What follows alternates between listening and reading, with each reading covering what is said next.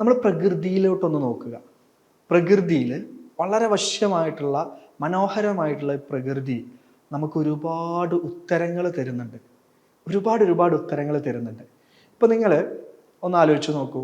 ഒരു പക്ഷി പറക്കുന്നത് കണ്ടപ്പോഴാണ് എന്തുകൊണ്ടാണ് ഈ പക്ഷിയെ പോലെ മനുഷ്യന് പറക്കാൻ സാധിക്കാത്തത്, എന്തുകൊണ്ട് സാധിച്ചുകൂടാ എന്ന് ചിന്തിച്ചപ്പോഴാണ് അബ്ബാസ് ബിൻ ഫിർനാസ് എന്ന് പറയുന്ന സയന്റിസ്റ്റ് അദ്ദേഹം പറന്നു നോക്കി എന്നുള്ളതാണ്.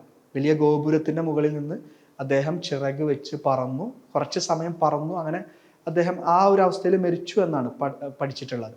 അപ്പോൾ ഇങ്ങനെ ഒരാൾ ശ്രമിച്ചു. ശേഷം എയ്റോപ്ലെയിൻ കണ്ടുപിടിക്കാൻ വേണ്ടി റൈറ്റ് ബ്രദേഴ്സ് അവരുടെ ചെറിയ സൈക്കിൾ കടയിൽ നിന്ന് തുടങ്ങി, എന്നിട്ട് പ്ലെയിൻ കണ്ടുപിടിച്ചു എന്നുള്ളതാണ്. അതേ സമയത്ത് ഗവൺമെൻറ് പ്രൊജക്റ്റുകളൊക്കെ നടക്കുന്നുണ്ടായിരുന്നു പ്ലെയിൻ കണ്ടുപിടിക്കാനുള്ള.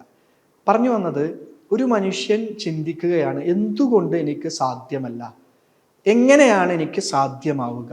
അത് ചിന്തിക്കുമ്പോൾ ഒരു വലിയ സംവിധാനം തുറക്കുകയാണ്.